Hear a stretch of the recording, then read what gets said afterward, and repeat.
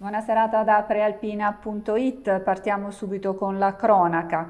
Attimi di paura a Malnate in via Kennedy per un incendio nei pressi del distributore della Tamoil, dove un uomo ha versato del carburante e poi ha appiccato il fuoco. Ascoltiamo i particolari nel servizio della redazione. Sparge carburante nei pressi del distributore della Tamoil appiccando il fuoco, ma per fortuna sul terreno restano danni minimi. Momenti di paura a Malnate, dove nei giorni scorsi un uomo evidentemente alterato ha comprato della benzina e l'ha sparsa nei pressi del distributore di via John Fitzgerald Kennedy, poi ha appiccato il fuoco. Provvidenziale il tempestivo intervento dei carabinieri di Malnate, i primi a giungere sul posto, hanno subito spento le fiamme che per fortuna non si erano propagate più di tanto, evitando un potenziale disastro. A completare l'opera di messa in sicurezza sono stati i vigili del fuoco di Varese. Sull'episodio sono in corso le indagini dei carabinieri.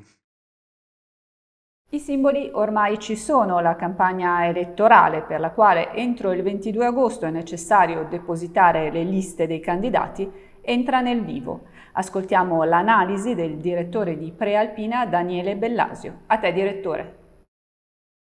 Grazie Angela. Sì, la campagna elettorale si avvia a entrare nel vivo, in realtà inizierà il 22 di agosto dopo la presentazione delle liste. Vediamo quali possono essere due aspetti positivi e due aspetti negativi di questo inizio. Il primo aspetto positivo è che le forze politiche in campo sembrano le forze politiche di un paese quasi normale. Abbiamo un centrodestra, un po' più destra che centro, abbiamo un centro, abbiamo una sinistra, un centro-sinistra e poi abbiamo un movimento, il Movimento 5 Stelle, che fa della lotta alla politica tradizionale e dell'ambientalismo i suoi due cavalli di battaglia. Poi c'è un po' di dissenso sparso che vedremo quanto sarà forte, che va da Paragone a De Magistris. Insomma, le forze in campo hanno qualche apparenza di schieramenti da paese quasi normale. Il secondo aspetto positivo collegato al primo è che anche le leadership si sono chiarite negli ultimi giorni. Si sa chi è il candidato forte di ogni schieramento e tutto sommato, nonostante gli attacchi che fanno parte della campagna elettorale, ogni leader riconosce in qualche modo legittimità agli altri che sono in campo in questa campagna elettorale. I due aspetti negativi. Il primo potrebbe essere che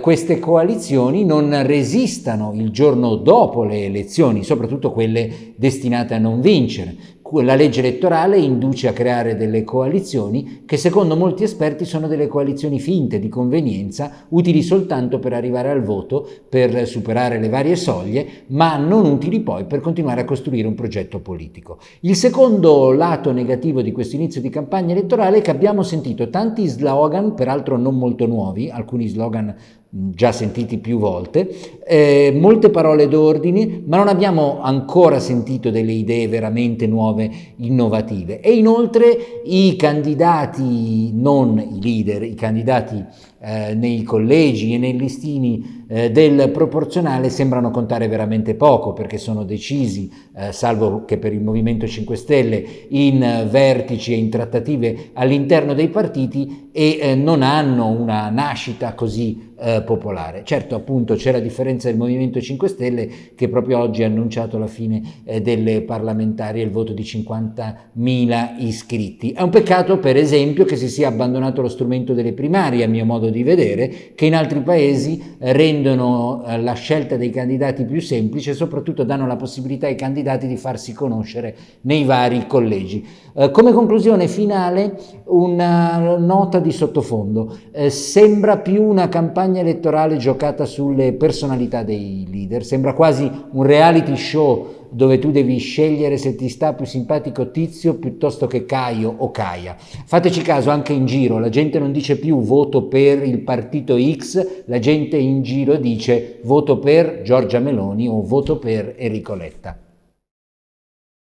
Da settembre le lezioni nelle università della Lombardia torneranno solo in presenza. Lo ha annunciato Elio Franzini, rettore della Statale di Milano e presidente del Comitato di Coordinamento Regionale della Lombardia. Niente più lezioni in streaming, dunque si torna nelle aule. Vediamo il servizio di Pasquale Martinoli.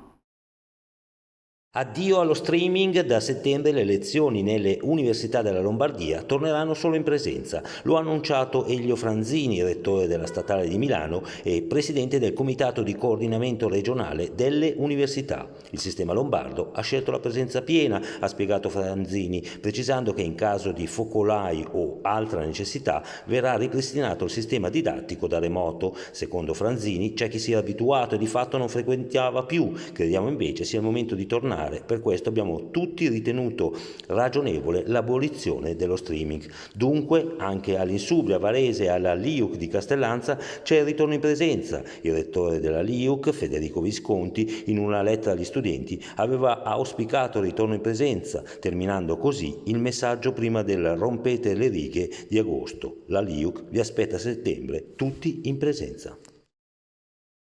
E torniamo alla cronaca. Carne, pesce e spezie in cattivo stato di conservazione, oppure oltre la data di scadenza.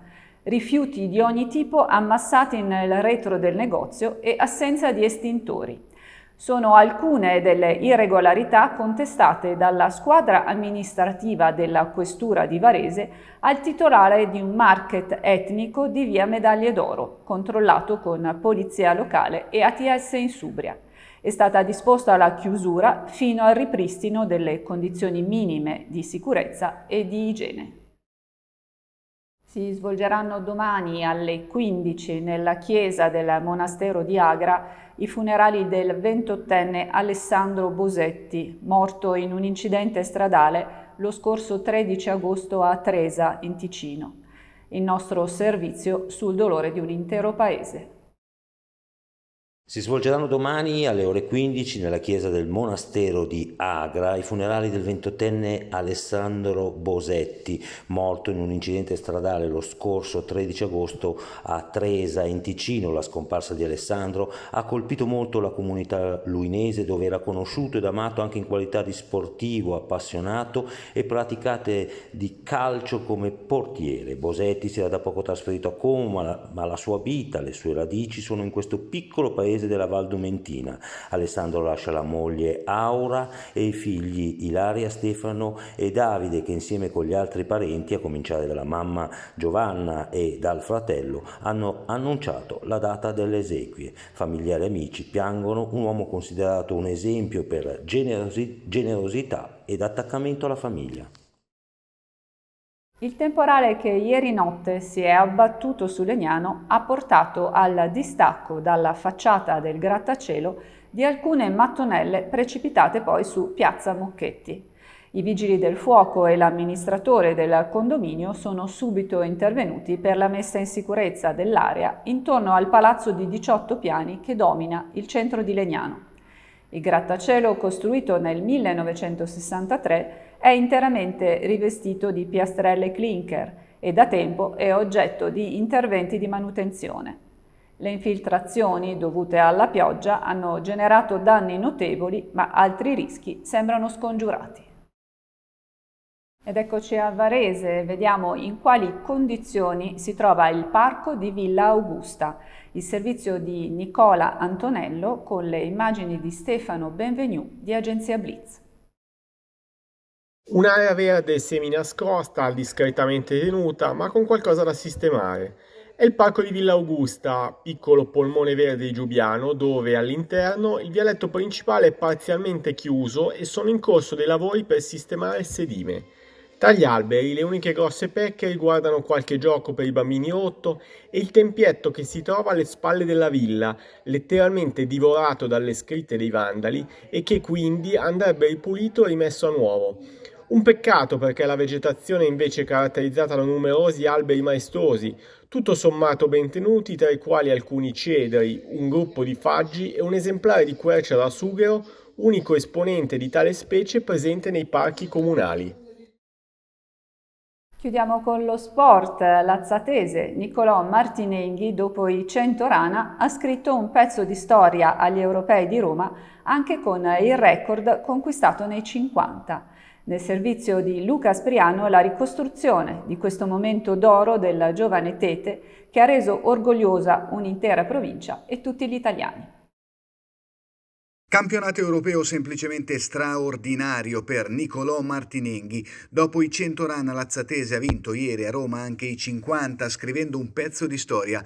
Oltre al primo titolo assoluto vinto sulla distanza, l'allievo di Marco Pedoia ha stabilito anche il record italiano, migliorando il suo tempo di 6 centesimi.